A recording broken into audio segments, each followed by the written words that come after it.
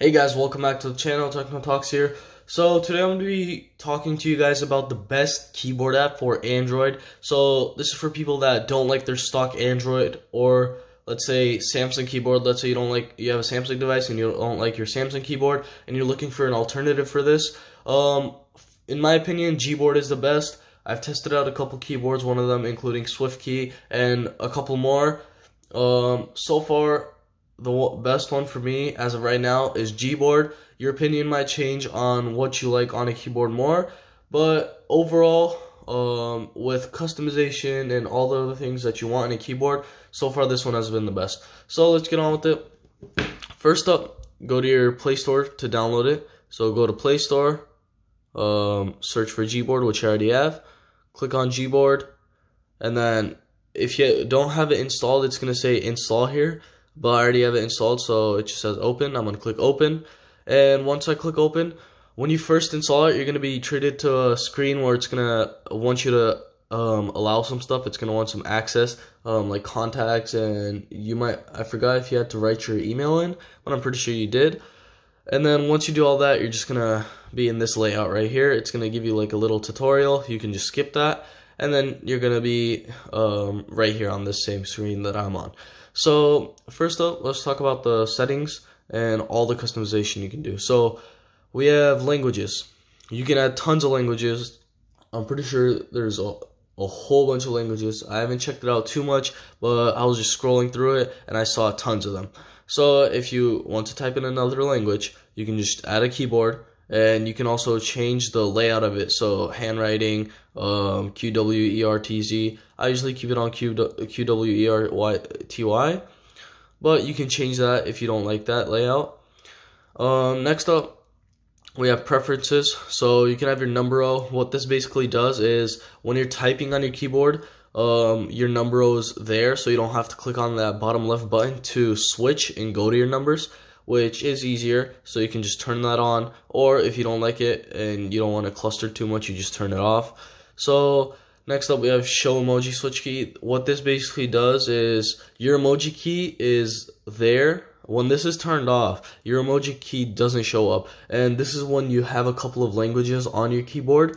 So when you don't have this turned off, there's a earth button, which switches through your languages. So if you have a couple languages, you switch through. But when you do turn this on, you can switch to your emojis right away. If you do have this turned on and you do have a couple of languages on your keyboard, you just hold down on the spacebar and you can just switch through them. And then next up, show emojis and symbol keyboard. Not too important. Okay. The layout. So you can change if you want it to be one-handed mode. So if you're a righty and you want to write with your right hand, but you want to use one hand for this, to make it easier, you just turn on this one-handed mode for your preferred hand. And then we have keyboard height, which I usually keep it on extra tall, the most comfortable for me. So it's up to here on extra tall, and extra short is very short. It's like down here. So I prefer extra tall. And then next up, we have the key press, so sounds, vibrations, haptic feedback, all that stuff. Mine's set on system default. You can change it through here as well, but on my system default, I have them turned off. The sound and the haptic feedback sometimes get annoying, so I just turn them on. And then this is the key long press delay, so when you're holding down on one of the buttons, and there's another symbol that you can access, that's just a delay right there, which you can change. Next, we have themes. Okay, so there's tons of themes on this. All these solid colors. First, it shows you all the solid colors. Next, you have all these landscapes, which you just click download and it's there. And then you have these light gradient and dark gradient, which you have more of these as well. So whichever one you prefer, you just click download and you download it and just set it up. Also, pretty cool feature right here. When you're setting up a theme, you can add your own theme. So you can take a picture of something, and if you want that to be your theme, you can just click add. It goes to your gallery, and you can choose that photo from there. So next up, text correction. This one's pretty nice. Google's AI and software for this is pretty good. So far, I haven't had problems when it does correct something when I'm typing. Sometimes it does change it up. It's a word that I don't want, but usually it's correct. So this is basically you changing like auto correction if you want that, or if you don't, and then auto space after punctuation. So once you put a period, it just does space for you, auto spaces, auto capitalization, double space period. So all these different settings for this.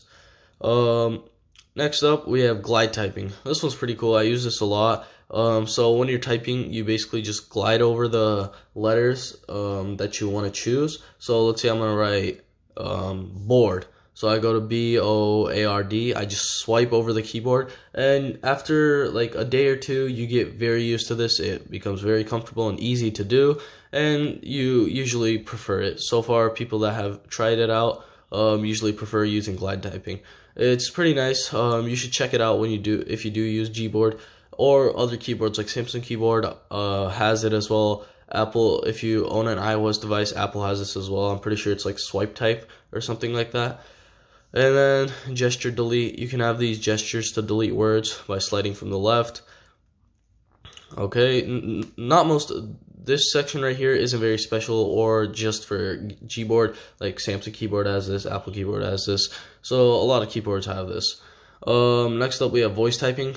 This one's pretty correct as well. So you just click there's a microphone button, you just click that, and once you start speaking, it writes it out for you. So if you don't wanna, if you're not able to type at the moment, or you're doing something and you want to send a message, let's say you're writing something down and then your phone's next to you and you want to just send a message, you just click that mic button, you start speaking, and it writes it out for you, and then you just send it. And then there's faster voice typing. You have to download these for the languages that you want. I'm pretty sure right now it's a limited database for this. I'm only using English, but I didn't see too many languages.